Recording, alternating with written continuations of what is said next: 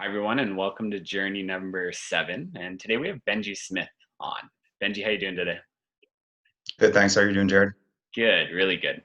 Been looking forward to this, and as we've kind of had some really cool conversations over the last couple months here, it's been something in the back of my mind, and glad that we're finally able to do it. So And it's funny because it was in the back of mine too, and I was like, when's he gonna ask me? It's like a first date. It's like, is he gonna ask me out or not? So it's yeah, really like and me. it's actually fun. And I asked you. That was the funny part. Yeah, So it is kind of like dating in a way. yeah. No, it's always that fun little dance. So Yeah, um, yeah. it's So funny. I guess just starting off, like, if you could just give a little bit of context about yourself, like what you're doing now, where you grew up, a little bit, about what kind of kid you were, things like that. So I moved at a pretty young age. I was about 8 when we moved to Calgary. And now I mean, I always joke around. I kind of call it like the classic millennial trap, where it's like a bear trap, and instead of it catching both legs, it kind of caught one leg. So I went to school. I got a post-secondary education. Got out of school. Was lucky enough to fall into a job, surrounded by a bunch of other people that I graduated with who couldn't find a job. So I've been kind of bouncing around the field. I tried to diversify in my education, minored in business as well. I took a kinesiology degree, and it's been uh, it's been a journey. Like lots of back and forth over the last like 4, 5 years. I was chatting with somebody yesterday, and I can't remember when I graduated. I think it was 2015 or 2016 now. Yeah, Um, you kind of get into like the classic like domestication, where it's like 40 hours a week, and I'm working a job, and everything blurs together. Um, and I grew up in a family, like a pretty big family. My parents are both one of four, and then I'm also one of four. So if you do the math, I mean, the math is going to be a little bit different, but I have like 13 first cousins and wow. really big family and very family oriented. So that was kind of my upbringing, and brought up in a really tight knit community. I think in the city there's probably only 7,000 of us. So really tight knit community, and community is something that's kind of run through and through since I was a kid. Started with my family, that smaller tribe, and then a little bit of a bigger tribe in my city. And when you say the community, what specifically are you referring to? The Jewish community. Gotcha. Okay. Yeah. And so growing up, you said like it was a close knit family. Was that with all of your cousins as well, or is it more kind of your the nuclear family of you and your siblings and parents? I guess kind of hit or miss. When we were all in, or most of us were in one city, we were a lot closer. We did travel quite a bit from here in Winnipeg to Toronto to visit family. Um, it's one of those things. It's kind of like when you see an old friend, like a really, really good old friend, how like things don't really change. I remember the only time I really remember it changing was when my younger, because the majority of I think actually all my cousins are younger than me. Okay.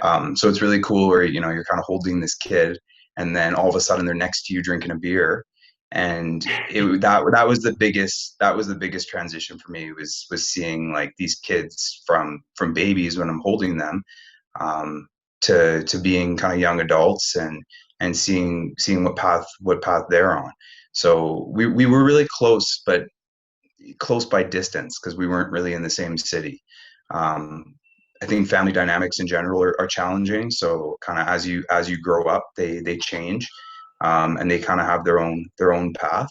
But still really close with my three siblings. We're all really really close, and um, we spend a lot of time together. And my older sister has two boys now too. So Hey, just keeps growing. It keeps growing, man. It's yeah, crazy. It's it's mostly a blessing, but sometimes it's a double-edged sword. for sure. Yeah. And it was such a funny thing that I never realized until I started to get older was the idea of being close with your extended family was so foreign to me. Because the very small families, I guess, on my dad's side, just the one brother for him, and so I have two cousins on that side, and then on my mom's side, she was one of four. Um, However, only my uncle had a child, and so I have one first cousin on the other side, and they live about 4 hours away, an hour west of Edmonton. And so for me, it was never a thing to be close to that extended family. And so, and I always, I thought it was a quote unquote big family on my mom's side, because big, Ukrainian family of on the holidays, we'd all be around the dinner table and fighting over food. And then hearing, of having like 13 cousins just blows my mind. Um, And it's a very my heritage is generally like Eastern European, and it is a very European thing to have these kind of large close-knit families. Um, yeah, yeah. enmeshment is a term that I never really until I started seeing a psychologist 3 maybe 4 years ago, Okay. and enmeshment was a term that she tossed around, and I remember I spent a solid year reading into enmeshment and in I guess more third world style countries Mhm. where family is more of a priority, enmeshment is a common and actually healthy thing. Whereas in our first world kind of North American society, enmeshment carries this kind of negative connotation to it. And it's really interesting when you really dive into it to see how, like I said, it's a double-edged sword. Sometimes it's great, and sometimes it's a mess. So And it's really cool. and so, what exactly does enmeshment mean? So with familial enmeshment, it's the idea, I guess how I would describe it, and I mean, it's always subjective when it comes to this stuff. Generally, enmeshment means that there's something that's intertwined. Family enmeshment is usually described as that the intertwining of family, but to the point where there's a lack of boundaries, and that lack of boundaries impacts your relationships and the interpersonal relationships. So like I said, it's a double-edged sword because you see some families that you see three generations living under one household or under one house, Hmm. or sorry, in one house, and it seems like it's like all flowers and they love each other and they spend time together, and then you see two generations like parents and children, and most of them talk like it's a toxic environment. So it's really fascinating. It's really fascinating to me, and I never fully understood it as a kid. But as a young adult, when, like I said, you just really need one person to kind of pitch a word to you or a concept to you, and it really changed my perspective on it. Very cool. Yeah, I'd never heard Hmm. that before actually. So the more you Really? know, I guess. Yeah, that's cool. Yeah. And so going back, so you said you graduated, then you got a job. What was that first job out of university? Well, the full story or like a little bit of a shorter story? Because Up to you. I'll give you the full story mostly because I reflect on it a lot, and there was a Okay. lot of, I mean, you and I talk about alignment and um, coincidence or correlation, whatever you want to call it. I pivoted in my third or fourth year of university and decided to minor in business, mostly because kinesiology is like, okay, you want to be a gym teacher or you want to be a personal trainer.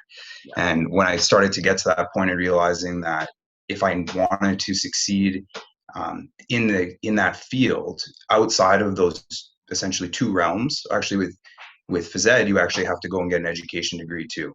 Hmm. Kinesiology is generally just a glorified personal training degree. The idea is it's a stepping stone. You take a second step into something like physio. There's a lot of people who go into medicine um, and athletic therapy, occupational therapy. And when I started realizing this, I was like, if I'm going to take the second step anyways, I might as well diversify my degree because I'm probably going to want to own my own thing one day. Anyways, so I did two things. I minored in my in business, so I declared a minor, and then the other one I started doing was I started with practicum placements, which I hadn't done in 3 years of my degree. It was go to school, do my homework, go back to school, do my homework. It was very much this process, and I worked throughout my degree too. And the first practicum placement that I had been offered was actually outside of campus in downtown.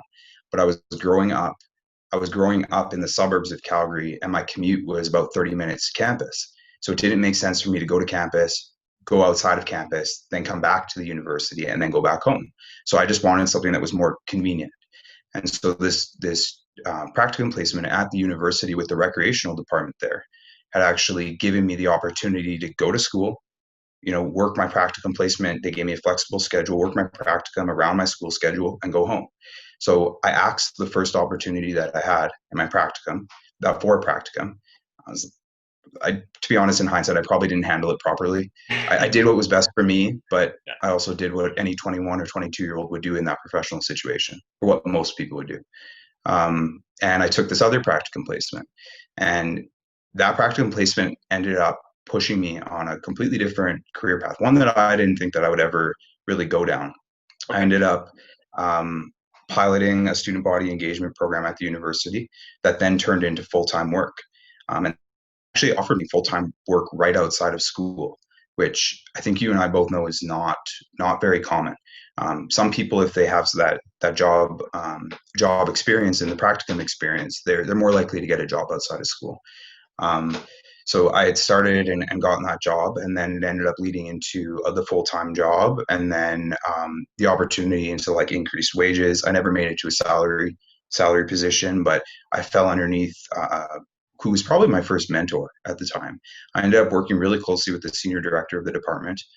Him and I it was kind of on the one project that I was working on, he was my direct report. And I had the opportunity to learn from him. And in it was interesting too, because I actually think he had the opportunity to learn from me. So it became this very mutually beneficial relationship that at this point, I'm super grateful for, because that taught me so much. And even the job that I've just moved into, there's so much that I learned in that first position that I wouldn't have learned if I didn't fall under in the right situation, out of convenience, under the right person.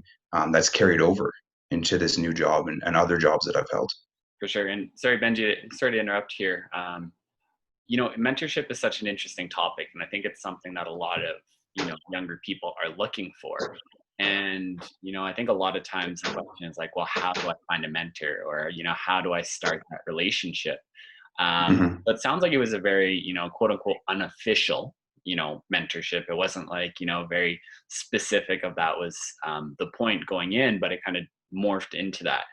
Was it just kind of a natural progression? Was it, because you are already working so closely together, and ended up, having a lot of things that you could learn from each other? That's kind of what it morphed into, or how did that come about?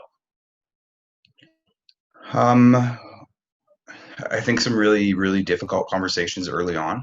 Okay. Um, my relationship with him as a student, like a practicum student, it was very different as an employee. As a practicum student, especially at a university, um, it's all nonprofit, but this one area is revenue generating. It makes money. So to treat us, it's kind of this gray area in the middle where you have this revenue generating piece that's public facing, but then you also have this internal piece that's student based. And how you interact with those is very different than, if we're just in the one bubble of the revenue generation. And um, when we started working more in that professional setting, one thing we talked a lot about was leadership. And at that point, Jared, I don't know if you can relate to it, but just the classic early 20s story of a millennial male who goes to school, and gets out of school and then thinks that the world's just going to come. And he shone a light on some real, I guess, dark areas, not in the way that they're like scary. It's just dark areas that I've never put light on before. And little things like challenging me in certain areas and asking me questions. And it just kind of morphed into this mentor mentee relationship. But you and I, it was funny because I'm going to pitch a question back to you, because we talked a lot. We talked about something you called co-mentorship, which I never. You hear the things like co-habitual relationships and all that kind of stuff, but the co-mentorship is not something that I had really ever heard about. And so, how did we develop that relationship? And that's a question for you. Sorry, like specifically around co-mentorship, or how like we developed that? Yeah, because like from when Yeah. we first met, how did we develop that co-mentor relationship? Obviously, it's funny. I think I asked you for coffee again. Yeah. This relationship sounds very one-sided, Yeah. but but when we first chatted, how did we go about that co-mentor Yeah, relationship? for sure. And yeah, Yeah, and I guess I'll just put some context to co-mentorship on how I see it as well. sure. I think a lot of times that mentorship relationship is seen as there's somebody, way up here that has a ton of experience, typically older, somewhere that you want to be. And then there is the mentee where, they're a lot younger, they're looking to get somewhere, they're looking to learn. And, the idea of co-mentorship was put to me, I believe, by Andy, when we had our conversation on mentorship. And, it's the idea that everybody has strengths and weaknesses in different aspects of their life, right?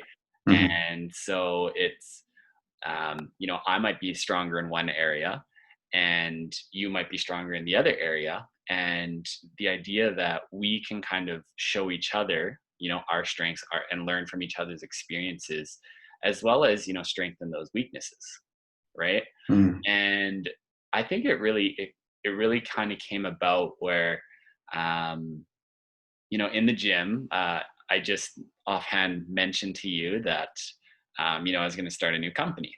And the questions that you asked me, I just went like, oh, wait, like he has some experience in business. Like, like these are actually Yeah. smart questions. And I think I think that my answers when you came back, one of the things that you said to me was like, "Where did you learn this stuff?" Right? I was like, "Oh, well, I've been like, working in small businesses, kind of in that like startup realm for a while now." Yeah. And I think it just started from there. And entrepreneurship, small business is something that I do find is a very niche knowledge base. And when I say that is, I mean, not a lot of people truly understand, what it takes or what it fully involves until like they're in it, Hmm. whether they've worked at a startup or whether they've, been an entrepreneur. And so there's just Yeah. different questions that are asked. And so I think it just kind of developed from that. We went for that coffee and just got into a lot of really cool conversations that, spanned professional, personal, and philosophy, even call it, of management Yeah. styles and how a company should operate. And it's just been funny too, as I've been open to having those kinds of conversations, like how much it's come up in my life of diving into things that people don't typically talk about. And so yeah, I would say it developed because of that common interest and common knowledge in, those smaller businesses, startup businesses, entrepreneurship, and it just kind of grew from there. And it was interesting too because so there are a couple of things that I think you taught on that kind of gave me a little bit of a spark. One of them is questions, and I think about questions a lot because what a good question does is it makes us listen, which I think we're all very hesitant to do. We all love to talk. It was really difficult to just, to put it lightly, shut up and listen. And also listen to understand. That's another piece too. So that question, for example, that I asked you is where did you learn this? For me, that's a discovery question to be like, oh, is he really into this realm? Because there's a lot of people who are like, I'm an entrepreneur, but they couldn't even define what an entrepreneur is. And you even touched on it, how subjective it can be. It's very niche and it's a little bit different for everybody because I think there's not just professional development in entrepreneurship, there's a lot of personal development in it. And the other piece that you spoke to is when you ask questions and you listen to understand, you actually learn. And everyone, it's always funny to me when somebody has a conversation and they deem it positive or negative, right? They judge it right away and said, that was a bad experience. And for me, I switched a couple years ago where I was like, if what I would think is that if there was a conversation that I had that made me uncomfortable or I judged as poor, I actually use it as an opportunity to learn because there's something going on in there where I believe that what do I in comparison to learn, what I realized is everyone has someone to teach us. Everyone can teach us something. And everyone's a teacher. Even if they're not intending to do it, as long as we shut up and listen or we ask the right questions, we can learn. And that's the most interesting part about co-mentorship, because at that point, you're not looking for a single mentor. You're actually, if you have 15 conversations in a day, you could have 15 co-mentors. They might not even know it, and they don't need to know it because Yeah. most people aren't into it anyways. Yeah. But if I can benefit from the conversations and learn, I know it's going to make me better, because then I can take a piece out of it and it can just follow me around everywhere. And that's that question, those three things that I just kind of touched on. It's interesting because I find that when we string them together, because you have it as well, all of a sudden it formulates into something else where, we're having coffee every week. Actually, this past week it was basketball. Yeah. Or even just sharing in the gym, right? Yeah. It becomes like this level of vulnerability where I'm seeing you do something, and for me it's like, I have this knowledge. What's the knowledge worth if it just stays with me? It's an opportunity to share. And it's the same when I chat with people. Some people are open to it and they want to learn and they want to listen. Other people aren't, and then that's my opportunity to learn and listen. Yeah. So it's always an opportunity. There's no good or bad. Bad experiences. There's no experience that take from us. It's just an opportunity to learn.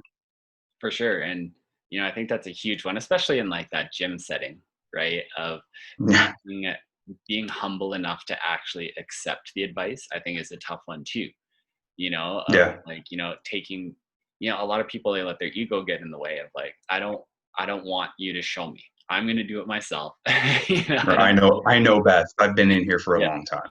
for sure. And Yeah. just while you're talking to, a big thing that rang true to me was reimagining what it means also to learn from people.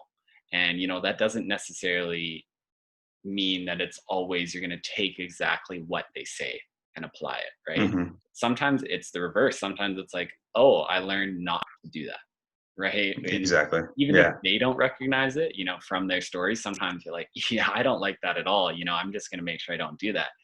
And the other thing too, I think why people put it into that like positive or negative box is that, you know, the idea that it has to be one or the other. Instead of like, we could have an hour long conversation and maybe only two of the things that you said I can learn from. But if you look at it that way and you take those positives of like, oh, I learned two things, from this conversation, instead of just like, oh, like, this was a negative conversation or I didn't learn Yeah. that much, right? But taking those, specifics of, little pieces of information and then applying them to yourself and your life. And, a big one that I always talk about too is that almost distilling the lesson from other people is a big one. The way that Yeah. they did it, following it 100% probably will not lead to the exact same outcome, right? But if you're able to distill that lesson that they used and train yourself how to think that way, I think it's super helpful. And it's interesting because I remember one conversation we had. I always, one thing I focus a lot on, and I was talking to my girlfriend about it, and she said, well, that's just semantics. And the idea, we were talking about definitions of a word because all of us have self talk.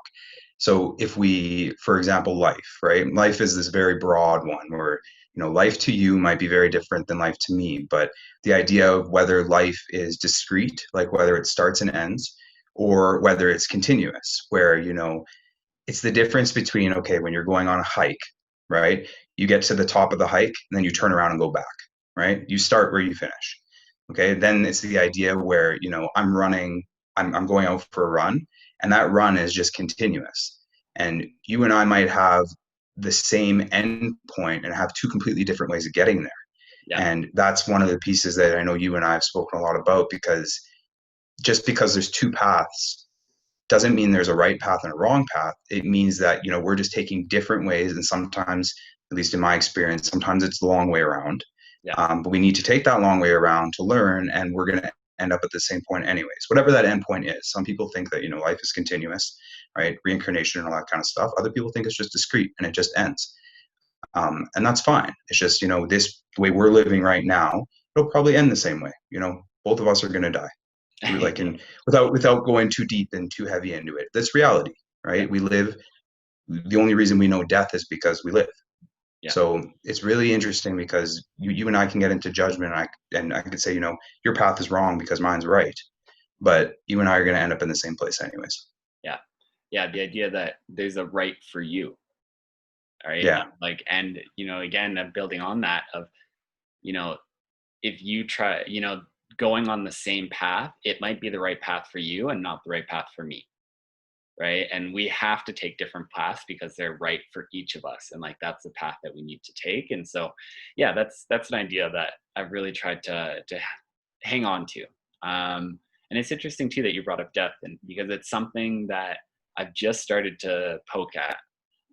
But having a good relationship with it, right? And instead of like the pessimistic or fearful idea of like, well, we're gonna die, right? Like, what's the point? Because we're gonna die, and instead, appreciating life because we know we're gonna die, right? Or that whole idea of living today like it was the last day on earth, right? Hmm. Yeah, so that's something that I'm just starting to poke at and go into deeper. So I haven't worked everything out on it yet, but I think it's a super important concept. And I'll share a story with you because it'll give you some, I guess it'll shed some light on what you're experiencing right now. And it's just from my own personal experiences is that it's not, I don't think it's something you and I can contemplate what it's like, but until we have, because those experiences are so subjective, your experience in life is going to be so different than my experience in life. That means that our experiences of death are also going to be different. So you might think that you have it figured out, and I might think I have it figured out, but neither of us know. And that's the coolest part about it, because I think so. When I'm grateful that I'm lucky that I have three out of my four grandparents, Okay. and the one grandfather that I did lose, I remember I remember making sure that I wanted to visit him. It was kind of like a progressive thing. It wasn't random. So I was grateful that I had the opportunity to kind of spend some time and be around him in the last few months of his life. Hmm. And he wasn't a very open or emotional person. But at that point, when we live, our entire life and it comes down to 90 days, it changes people. And I saw the change in him. And it made me realize that I don't think, if we're not learning something on our quote unquote deathbed at that end, we didn't truly live. Yeah. And that's the most interesting part, because we should accept it and embrace it. And whether we want to believe it's continuous, that, there's an afterlife or not, it doesn't matter. But if we embrace it and welcome it, it's another opportunity, which is, it's taken this evil thing, this thing that's like, oh, don't kill yourself, or like, don't kill yourself by doing this thing. So smoking is a great example, or being sedentary, like physically inactive, is another one. But we can actually use that fear of whatever death is as motivation to be like, oh, maybe I should exercise, and maybe I shouldn't smoke, or maybe I should put better food in my body. So it's this really cool thing where, like, we can avoid it and dance around it all we want. It's not going to change the inevitable, and it's reality that, in this form, like as you and I, and like as humans, it's going to end. And I mean, it's not to be pessimistic, but the way it's looking right now, it might come sooner than I think any of us want. Yeah, So hopefully we can turn it around. for sure. And backing up a little bit, so going back to mentorship and that, I think that you've had a couple of like those more traditional mentorship mentee really relationships. Talk to me about when that relationship ends, and were there specific indicating factors for you where you realized that like, okay, this relationship's kind of run its course, and how you sort of navigated that, and yeah, just kind of going into that a little bit. Okay. Okay, so let's go back to semantics. Okay. And I always go back to this whenever there's, okay, I'll give a little bit of like a precursor, and then I'll answer your question. And if I don't go back to your question, just make sure you let me know. Okay. Yeah, totally. So one of the things that I always try and do is that if we're talking about something that's challenging right now, right? Mhm. We're talking about relationships. all relationships are difficult. We've talked about familial relationships; those are challenging. We've talked about mentors, right? That those are challenging. Personal relationships with friends, they're challenging. My relationship with myself is challenging sometimes. Even meditating this morning, I was thinking the same thing. So um, when we're having those difficult conversations, I think one of the most important things we can do is define what we're talking about, right? So um, we talked about continuity, like something being continuous or something being discrete. And my belief on relationships, especially from my experience, is when I would break up, and I'm going to talk about romantic relationships, when I would break up with a girl or a woman, I would always have this like sense of like fear. It'd be like, oh, am I doing the right thing? What if it's not the right thing? What if I'm alone the rest of my life? Like these questions that the ego just asks. Yeah. And what I realized is that relationships, romantic relationship, what's like what I'll ask you a question. What's the difference between a romantic relationship and just like so for our sake, because we're both attracted to women.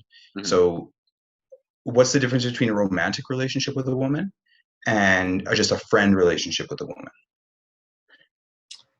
Yeah, that's an interesting one, and like my mind automatically goes to the physical side of things, And right? that's yeah, and that's And what I was going for. yeah, yeah, and I would say So that leads to a deeper emotional bond, but I think that the physical side of things is probably the biggest distinguishing factor. and I agree, and that's what I also came to with those relationships. So a relationship is a broader term, right? Then there's romantic relationships and there's friendly relationships. Now, if the only difference between, say, a friendly relationship between a woman and a man is just, gender, which I think we're in a time right now where we know gender it doesn't have as much value as we used to think it did. Yeah, If it doesn't matter what I identify as, anyone can be whatever they want. It yeah, doesn't matter at the end of the day. So that means that, relationships, if it's just that romance, that relationships are relationships. The relationship with your friend isn't going to be that different than the relationship with your family.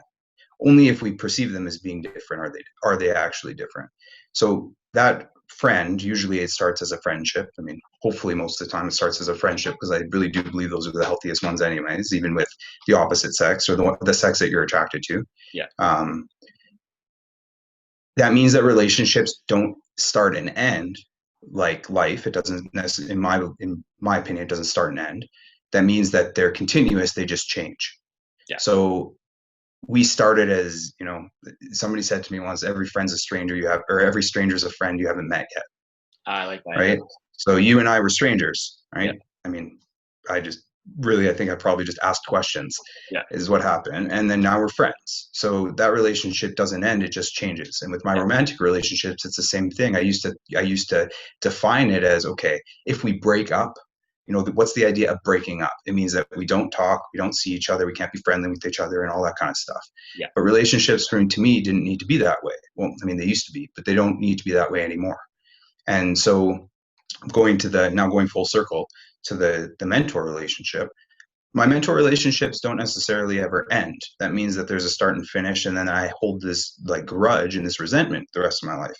It just enters a period of kind of dormancy, which yeah, happened for me for about 2 years, where I was like, in order for my development and my personal growth, I need to I need to gain some space from this. Like I need to hold space for myself, because this relationship now, I always kind of look at it like a ladder, right? Or let's go back to the path metaphor.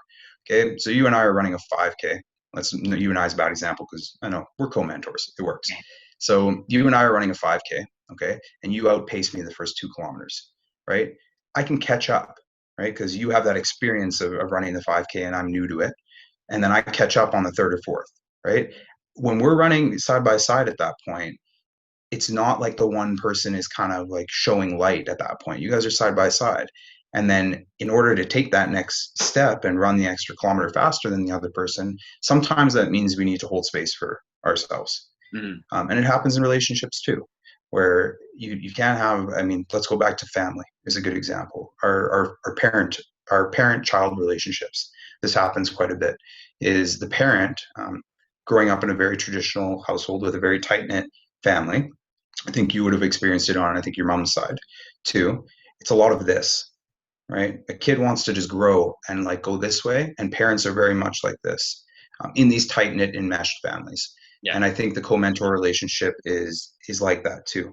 A lot of people want to hold their employees or the ones that they're leading in a bubble, whereas those people, if they're motivated and they want to learn and they want to grow, they're just going to keep blowing up. And that relationship then just changes. Um, and I think that's the big thing and I know it's challenging because we've talked a lot about, and everyone has a different mentor. I probably learned more from leaders. I probably learned more about what leaders aren't Yeah. than what they truly are, Yeah. which is the craziest part. Because sometimes people will become hard about stuff like that. They'll let it harden them, and they'll become negative. And for me, it's negative for a bit when you're in it all the time. But once I make the choice to free myself from it, it becomes this positive experience where I'm like, that's exactly what I don't want to be. Yeah. And that is just as valuable as that's exactly what I want to be. For sure. Um, I'll finish with one thing and then we can move on. One of the things that I think a lot about too is the millennial trap, Okay. because we go down this path, right? That's kind of set out for us. It's like you go to school, you do well in high school, you get accepted to university, you get your degree, maybe you go do a master's, you get a good job, then what? And then that's a path that's usually set out for us. Okay. And then what happens is we get upset because instead of honoring what our own path is, we've now just honored somebody else's, which there's value in that too. I'm not saying there's no value in it. And I think there's value in education and on all those experiences that I gained from education. But we get upset when our own path doesn't resemble the path that we were encouraged to go down. And I think that's where a lot of us become pessimistic. Yeah. We harden ourselves. Like, why is society like this? Why is my life like this? When in actuality, if we can get past that, we can also be like, well, shit, I went down the wrong path. Yeah. And then that's when we can actually get ourselves on the right one, or what we think is the right one. Yeah. And that's also what that gaining space from my mentors, especially the ones that I had relationships that were changing. That's what it allowed me to do, because I was, as a mentor, you follow their path. Yeah. I'm going to follow your path and I'm going to get to where you're going. We don't even stop to question whether where they're going or where they are is where we want to be in the first place. For sure. And there's a ton of value in facilitating and allowing those relationships to change. For sure. And actually, when you're talking about the millennial trap, I think that a big part of it too is that, we go, okay, so I've followed everything and done everything that I was supposed to do. And now I'm quote unquote here. Why doesn't it feel as good as I thought it would? Right? Yeah. Why am I not fulfilled? Why am I not happy? Why do I feel like I'm missing something? And it's like you were saying, because you're down that wrong path. And Mm-hmm. one of the other things while you were talking of like, people trying to almost keep you in that box, right? Of like, you want to grow and they're trying to like, grow outwards and they're trying to keep you like, no, like stay in here. I Like think the other stuff you back in the box. yeah. I think the other piece too, though, is that a lot of times they have a preconceived notion of the direction that you should grow in, right? Of like, well, you should grow in this way, this far. And you're like, well, what if I want to go this way? Like, no, no, you're going to go that way. And I think that's where a lot of that friction can come from as well. And Mm-hmm. I really loved what you were saying of, almost changing the way of thinking about those relationships and, that having a beginning and ending and more being a continuum, right? And, having mentorship under that umbrella of relationship, right? Mm-hmm. Of, when you're talking about it, what came to mind for me is, you can go from, say, like boss to mentor to friend or acquaintance or somebody that you used to be close with. You can go through a Yeah. lot of the different things, and it doesn't mean that relationship is over. It means that it's changed, right? And it doesn't mean Mm-hmm. that you can't come back into it, right? And it'll, I think the flexibility and being okay with it molding over time and changing over time, I think is something that a lot of people struggle with, though. I think, yeah, that's a whole nother one Yeah, is change, right? Because change and fear kind of go hand in hand. yeah, Where when we enter something that's kind of unknown, which is change, right? We become fearful, yeah, and that fear can really freeze us yeah, and get us into this point of just it will get us into this path of just following. And it's hard because it's really the difference, I guess, between um, like leading and following, like leadership. And, some people are more than comfortable with just being a cog in the wheel, which in yeah, my last job, just a cog in the wheel. yeah, And it was okay for a bit, but it got down to a point where I was like, I don't even need people under me. I just want to be able to walk my own path and have somebody walking their own path in the same organization, trusting that, I am the right person for this, and then giving me the space to just be myself. And I mean, causes fear. The lack of control and uncertainty causes fear. There's just so many things that play into it. And um, fear is important. It protects us. It's meant to protect us. But if we let it dictate things, it'll ruin us. It really does. It's funny enough. I was talking to my landlord yesterday, and she had come over to fix something, and she told me her age, and she's pretty spunky. Like, I did not think she was the age that she had told me. I probably would have pegged her at like 10 years younger. oh wow, okay, And yeah, and she told me her age, and I was like, one of the things I worked with seniors for a year and a half, and one of the things I was always fascinated by was the discrepancy between 60 and 80. Okay, there were some 80-year-olds who I thought were 60, and there were some 60-year-olds who I thought were 80. yeah, And it's amazing because it made me realize that age is just a number. But working so closely with them, when I had time one on one, I would ask them questions because I wanted to understand why this 60-year-old, right, resembled somebody who was 80, physically and emotionally. yeah, And then why these 80-year-olds resembled the 60-year-old physically and emotionally. And yesterday, when I was talking to my landlord, because another example, I mean, I hope at 70, I look like I'm 60. yeah, Um, she chalked it up to fear. okay, She said, when I stopped letting fear run my life, it changed me. And that's why my energy is so good. I don't have anything to be scared of. And one of the things she talked about was she said, she talked about she didn't talk about it this way, but the easiest metaphor is a roller coaster. A okay, roller coaster, you go up, right? And then it drops you. But chances are, if you're dropping, you're probably going to go up again. yeah, And it's very much like that when we have a blip in our life and we drop. It's what we do at that bottom point. Do we beat ourselves up? Do we fall into fear and start to follow? Because that only pushes us deeper. But if we get into that point, one of the similarities between her and I is I have a lot of self trust because I've been in those low points before and I've gotten out of them. yeah, So just because the situation's a little bit different, I'm not that different. So who's to say when I'm in that low point, I can't bump out of it again? So I don't want to go too far because I feel like that's a complete rabbit hole. yeah, But fear is a really interesting one when it comes to this following and leadership, entrepreneurship. I mean, everyone should be a little bit fearful going into something new and disrupting a market, which a lot of entrepreneurship is about. Everyone should feel that way because if they don't feel that way, they don't care, yeah, and if they don't care, they shouldn't be doing it. yeah, So it's really quite interesting.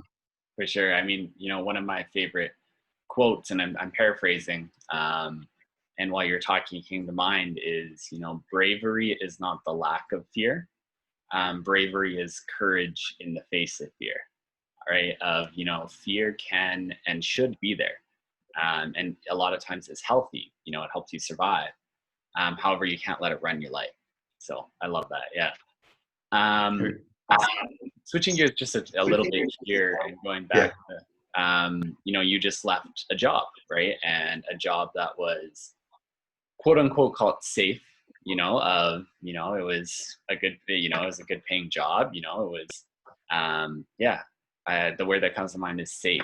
And so just, if you could walk me through a little bit of your mindset of going away from that quote unquote safe job to follow something that's more in alignment with what you actually want to be doing. Walk us through maybe a little bit of what made you come to that realization, and then how you made the decision that it was time to leave. I'm trying to think of how I came to the realization. I think a lot of the time, and I'll speak broadly and then about myself too. I think a lot of the time we know and we choose to ignore. And I think it also, not even ignore, I think it takes time to fully recognize and trust our intuition that we actually do know.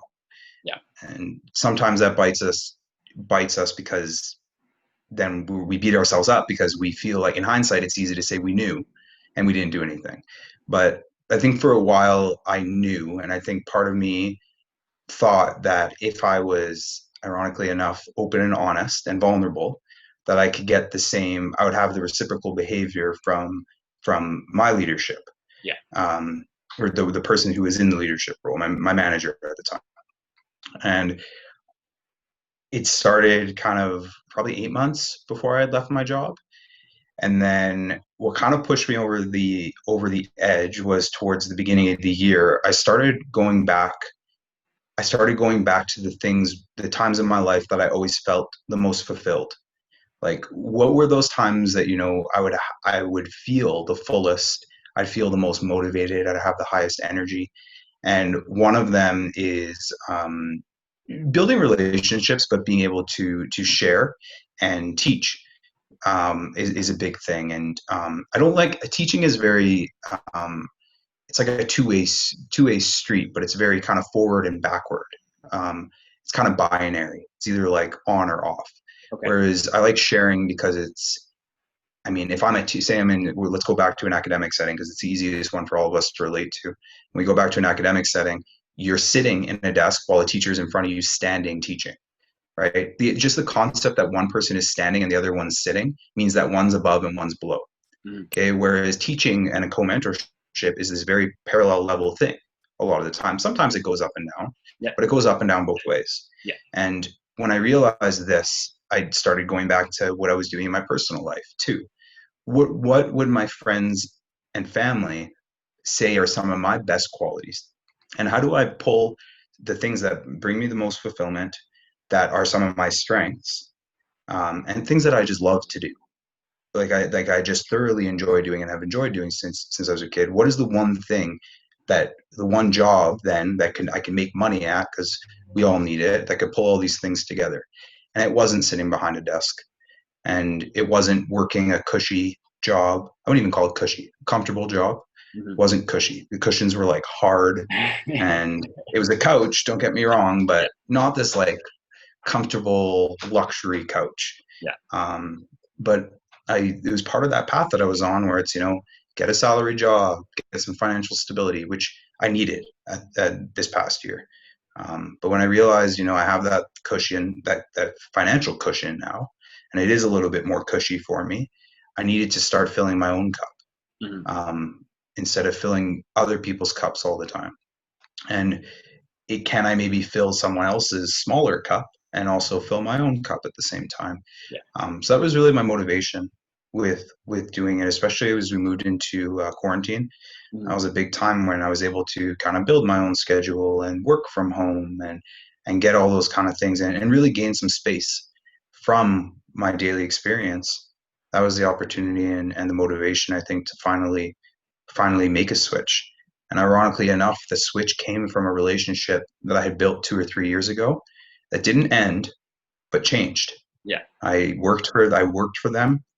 There wasn't a ton of opportunity at the time. I told them I needed to put myself first because I needed some more financial stability. And I came back to them just, really just to kind of rekindle. It wasn't even going like to them being like, I want a full-time job. And lo and behold, they offered me one, and here I am. Cool. Super cool. I love that. Yeah, Yeah. it was really cool. Yeah, because I know I think that making that jump is a lot of times difficult, right? And like you were saying, of actually trusting yourself and trusting that intuition that Mm-hmm. a lot of times we push it down and try to suppress it. Um, and so one of the other conversations that we had, I think, fairly early on when we started talking was, this idea that one day you realize the path you're on is not the one that you wanted to continue. And, something that both of us, we discovered have done over the past several years is just being very deliberate with the people that we surround ourselves with. And so yeah, so just going into that idea of like how important it is, the people around you, how important they are, and again, kind of what made you realize that the path you were on isn't the one you wanted to be Professionally or personally, or on. just I would life? think personally, yeah, more personally Yeah. in life, yeah, Um, I think professionally, I knew pretty early on in the first, just little caveat. Professionally, I knew pretty early on in this past job that I was in that there's red flags that kind of come up. It's like when you're driving down a road and it's like exit 250 meters. You know those like caution signs that yeah, let you know that the exit's coming. They were pretty early on. Personally, ironically enough, it was actually that first mentor that I had. okay, I was going through a really difficult breakup at the time, just big life change and switch. And one of the things he said to me was, "We're the sum of the five closest people in our lives." yeah, And the first thing I did was go through and ask who the five closest people in my life were. And some of those decisions were extremely difficult. Again, I think in hindsight, I probably could have handled some of them in a different way. But that's how we learn. It's the only way we get better. But I had to change some of those relationships, and the changing of those relationships was that light was shone by somebody else. But once you kind of do one, it's like a domino effect. Once you kind of change one thing, and then you get like a glimpse of, I always say like the grass is greener on the other side, that kind of concept. There's really no moving back at that point. The other piece as well, I guess, is that if we are the sum of the five closest people in our lives, and say there's a group in that five that aren't the healthiest for us, the only opportunity for somebody new to come in is if we let one go. And it changes. It's not like it's gone forever. It just changes. So if we let one relationship change, it really facilitates and allows another one to come in. And that willingness to be vulnerable in that point isn't, again, another opportunity.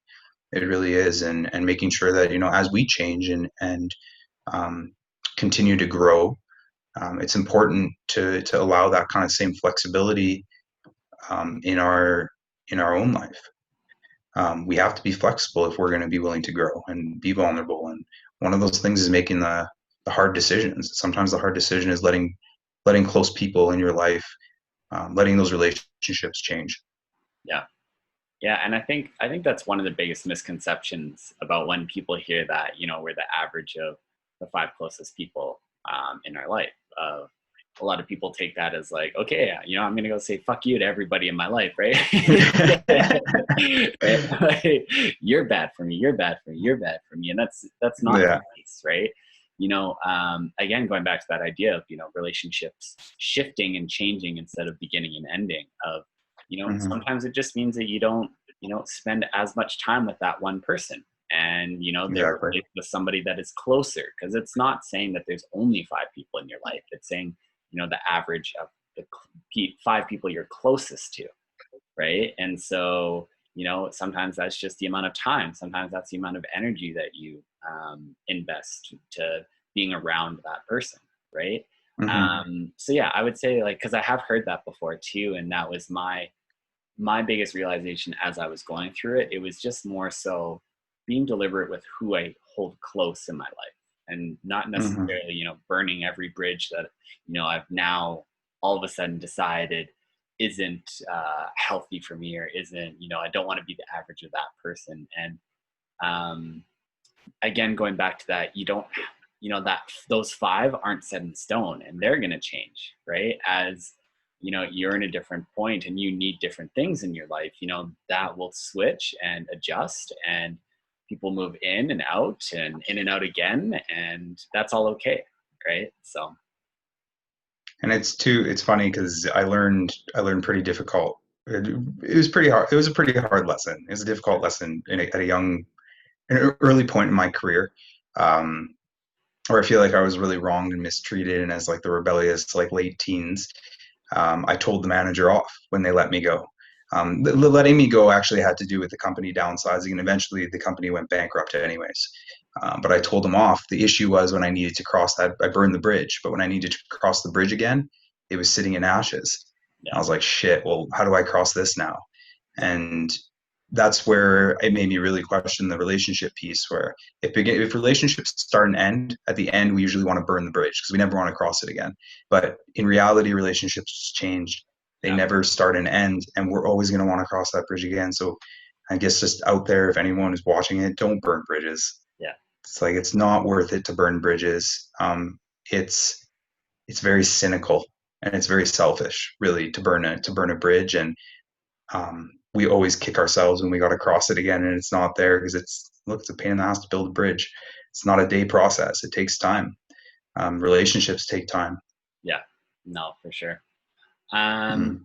awesome. Yeah, I guess one of the last things I have for you here is, what is? Oh, I guess before I do that, is there anything that we didn't get to that you wanted to talk about, or any questions for me, anything like that?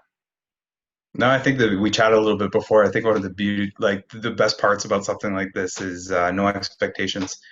They're just always happy to chat, and you and I always share great conversations. So whether they're in person or they're virtual, For sure. yeah, I don't have any questions. What were you thinking? Awesome. Yeah. So my question to you is, what does this next phase of your journey look like?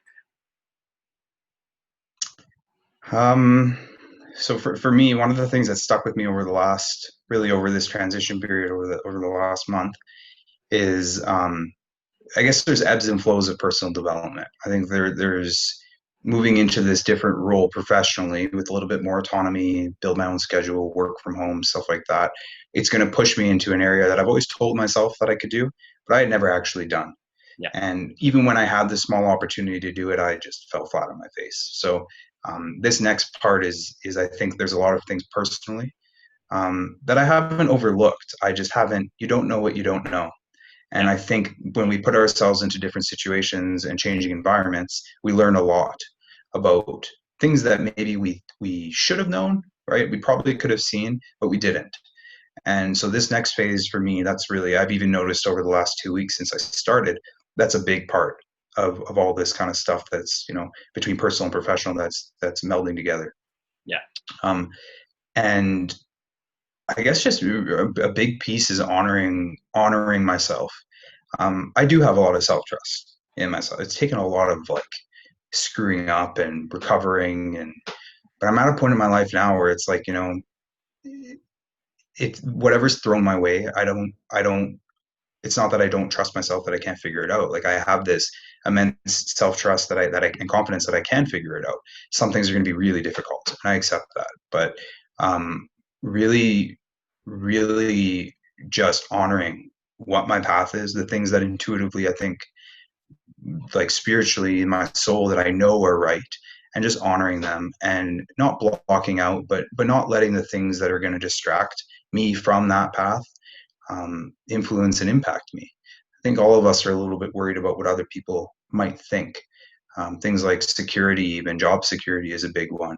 And for me at this point, it's kind of like put up or shut up at this point because Yeah. I can tell myself something all I want.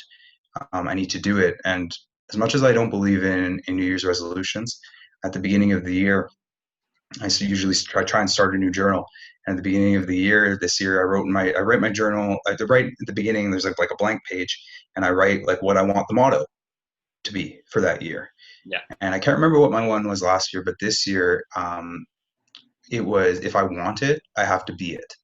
And it's really that same thing of honoring myself. If I want something in my life, like if I want consistency, I have to be consistent, right? If I want fulfillment, I have to do things that are gonna make me feel fulfilled. So that's kind of for me. It's a challenging question, but I think that's where this next phase is really going to lead me, and it's exciting. It really is exciting. It's all opportunity at the end of the day, and it's also healthy. Feeling like we joked around about last week, kind of feel like it's almost like a cleanse. Yeah.